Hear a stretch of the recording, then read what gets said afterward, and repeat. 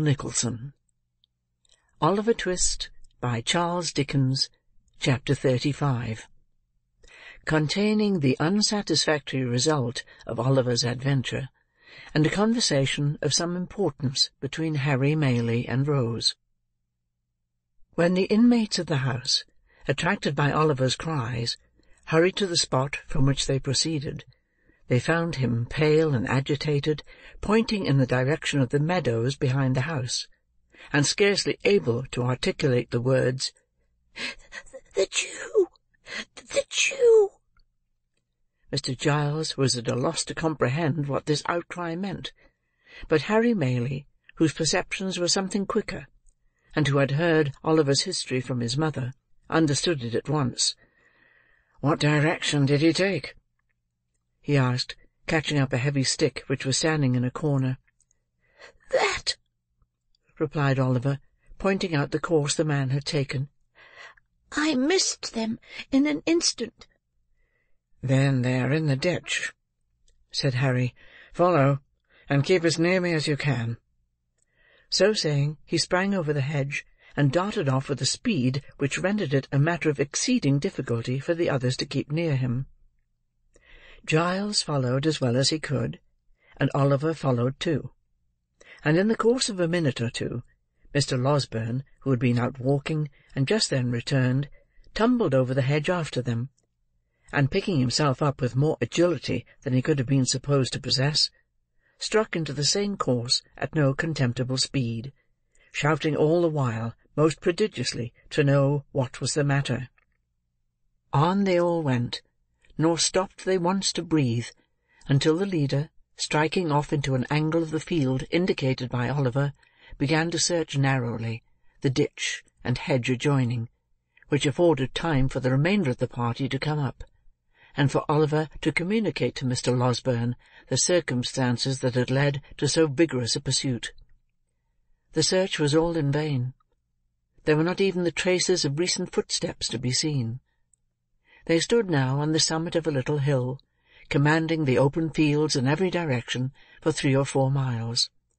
There was a village in the hollow on the left, but, in order to gain that, after pursuing the track Oliver had pointed out, the men must have made a circuit of open ground, which it was impossible they could have accomplished in so short a time.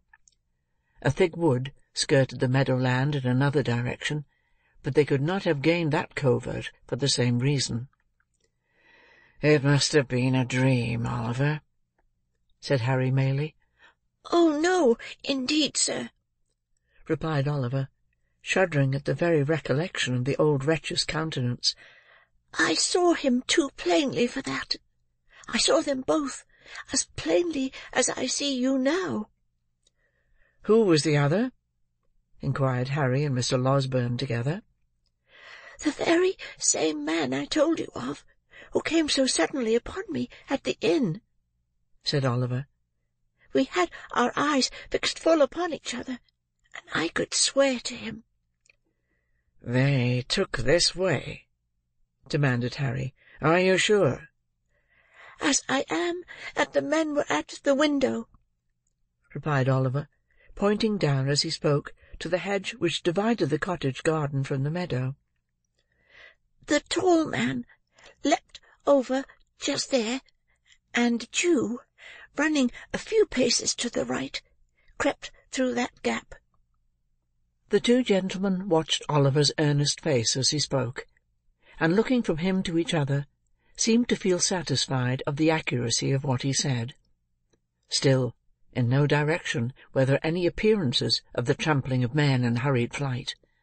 The grass was long, but it was trodden down nowhere, save where their own feet had crushed it.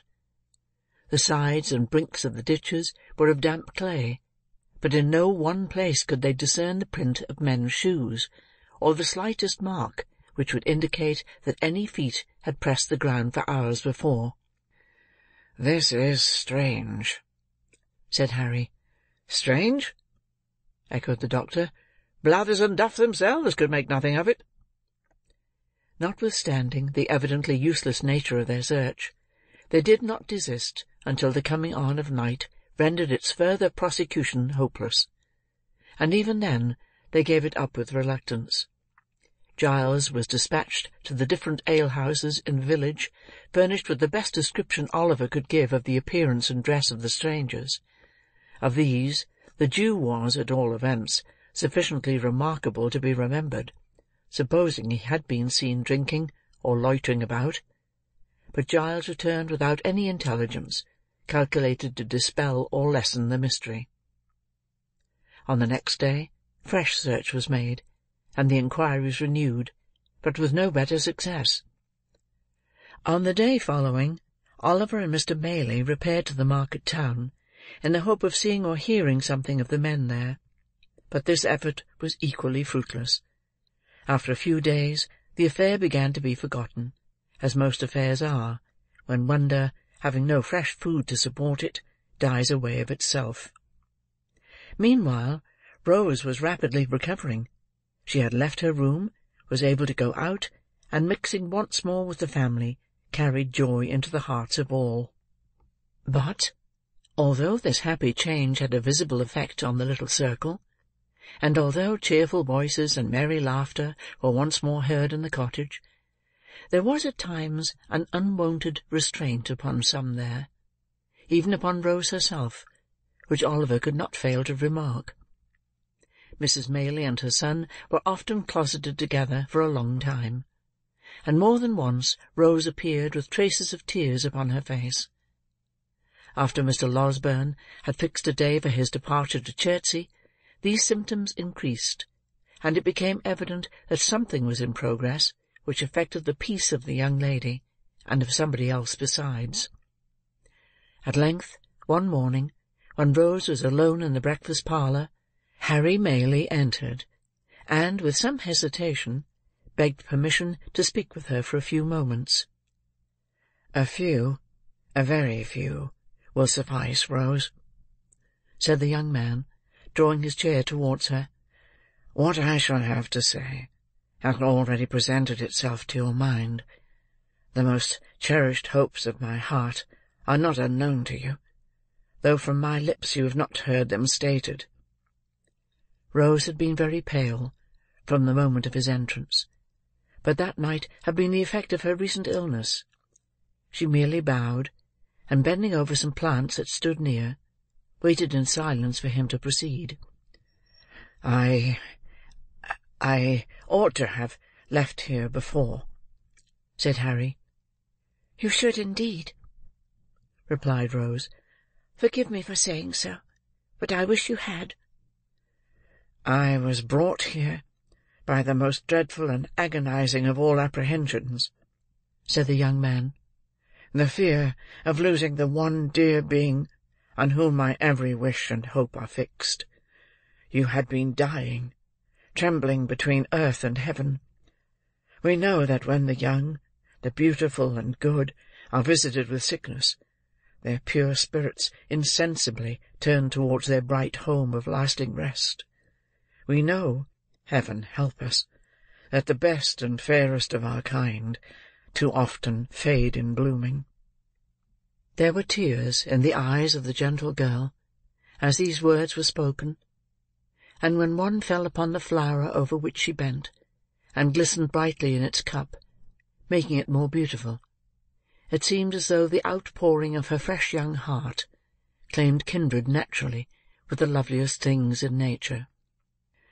"A creature," continued the young man passionately, "a creature as fair and innocent of guile as one of God's own angels, fluttered between life and death.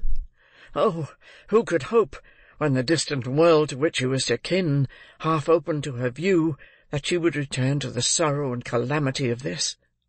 Rose, Rose, to know that you were passing away like some soft shadow which a light from above casts upon the earth, to have no hope that you would be spared to those who linger here, hardly to know a reason why you should be, to feel that you belong to that bright sphere whither so many of the fairest and the best have winged their early flight.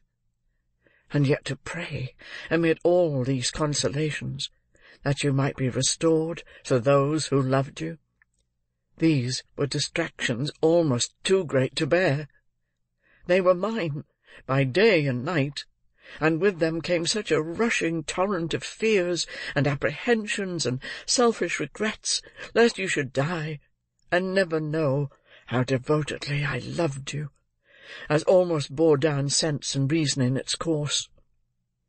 You recovered, day by day, and almost hour by hour, some drop of health came back, and mingling with the spent and feeble stream of life which circulated languidly within you, swelled it again to a high and rushing tide.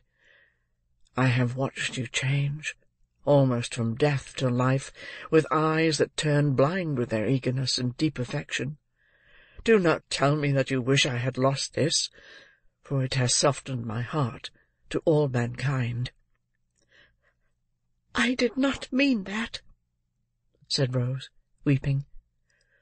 "I only wish you had left here, that you might have turned to high and noble pursuits again, to pursuits well worthy of you."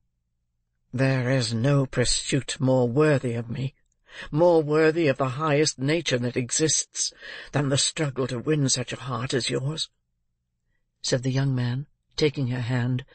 "Rose, my own dear Rose, for years I have loved you, hoping to win my way to fame, and then come home proudly and tell you it had been pursued only for you to share, thinking in my daydreams how I would remind you in that happy moment of the many silent tokens I had given of a boy's attachment, and claim your hand as in redemption of some old mute contract that had been sealed between us. That time has not arrived, but here, with not fame won, and no young vision realized, I offer you the heart so long your own, and stake my all upon the words with which you greet the offer." "Your behaviour has ever been kind and noble," said Rose, mastering the emotions by which she was agitated, "as you believe that I am not insensible or ungrateful. So hear my answer." "It is that I may endeavour to deserve you. It is, dear Rose?" "It is," replied Rose, "that you must endeavour to forget me, not as your old and dearly attached companion, for that would wound me deeply, but as the object of your love. Look into the world. Think how many hearts you would be proud to gain are there. Confide some other passion to me if you will. I will be the truest, warmest, and most faithful friend you have." There was a pause, during which Rose, who had covered her face with one hand, gave free vent to her tears. Harry still retained the other. "And your reasons, Rose?" he said at length in a low voice. "Your reasons for this decision?" "You have a right to know them," rejoined Rose. "You can say nothing to alter my resolution. It is a duty that I must perform. I owe it, alike to others and to myself." "To yourself?" "Yes, Harry. I owe it to myself that I, a friendless, portionless girl, with a blight upon my name, should not give your friends reason to suspect that I had sordidly yielded to your first passion, and fastened myself, a clog, on all your hopes and projects. I owe it to you and yours to prevent you from opposing, in the warmth of your generous nature, this great obstacle to your progress in the world." "If your inclinations chime with your sense of duty," Harry began. "They do not," replied Rose, colouring deeply. "Then you return my love?" said Harry. "Say but that, dear Rose, say but that, and soften the bitterness of this hard disappointment." "If I could have done so, without doing heavy wrong to him I loved," rejoined Rose, "I could have—" "Have received this declaration very differently?" said Harry. "Do not conceal that from me at least, Rose." "I could," said Rose, Stay," she added, disengaging her hand. "Why should we prolong this painful interview? Most painful to me, and yet productive of lasting happiness notwithstanding. For it will be happiness to know that I once held the high place in your regard which I now occupy, and every triumph you achieve in life will animate me with new fortitude and firmness. Farewell, Harry. As we have met to-day, we meet no more, but in other relations than those in which this conversation hath placed us. We may be long and happily entwined, and may every blessing that the prayers of a true and earnest heart can call down from the source of all truth and sincerity cheer and prosper you." "Another word, Rose," said Harry. "Your reason, in your own words, from your own lips. Let me hear it." "The prospect before you," answered Rose firmly, "is a brilliant one. All the honours to which great talents and powerful connections can help men in public life are in store for you. But those connections are proud, and I will neither mingle with such as may hold in scorn the mother who gave me life, nor bring disgrace or failure on the son of her who has so well supplied that mother's place. In a word," said the young lady, turning away as her temporary firmness forsook her, "there is a stain upon my name, which the world visits on innocent heads. I will carry it into no blood but my own, and the reproach shall rest alone on me." "One word more, Rose. Dearest Rose, one more," cried Harry, throwing himself before her. "If I had been less fortunate, the world would call it, if some obscure and peaceful life had been my destiny, if I had been poor, sick, helpless, would you have turned from me then? Or has my probable advancement to riches and honour given this scruple birth?" "Do not press me to reply," answered Rose. "The question does not arise, and never will. It is unfair, almost unkind, to urge it." "If your answer be what I almost dare to hope it is," retorted Harry, "it will shed a gleam of happiness upon my lonely way, and light the path before me. It is not an idle thing to do so much by the utterance of a few brief words, for one who loves you beyond all else. Oh, Rose, in the name of my ardent and enduring attachment, in the name of all I have suffered for you, and all you doom me to undergo, answer me this one question."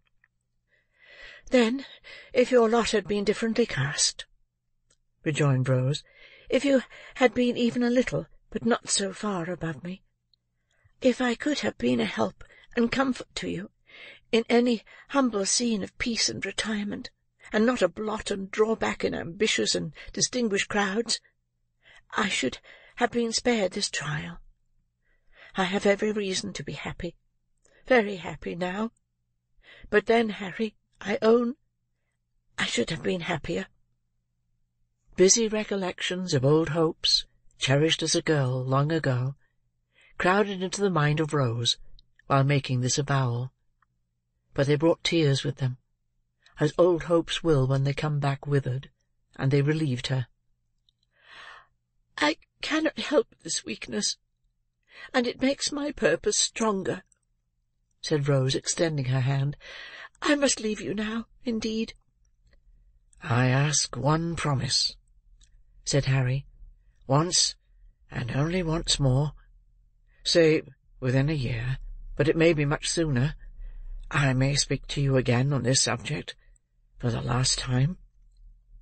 "Not to press me to alter my right determination," replied Rose, with a melancholy smile. "It will be useless." "No," said Harry, "to hear you repeat it, if you will. Finally repeat it. I will lay at your feet whatever of station of fortune I may possess, and if you still adhere to your present resolution, will not seek, by word or act, to change it." "Then let it be so," rejoined Rose. "It is but one pang the more, and by that time I may be enabled to bear it better." She extended her hand again, but the young man caught her to his bosom, and imprinting one kiss on her beautiful forehead, hurried from the room. Chapter 35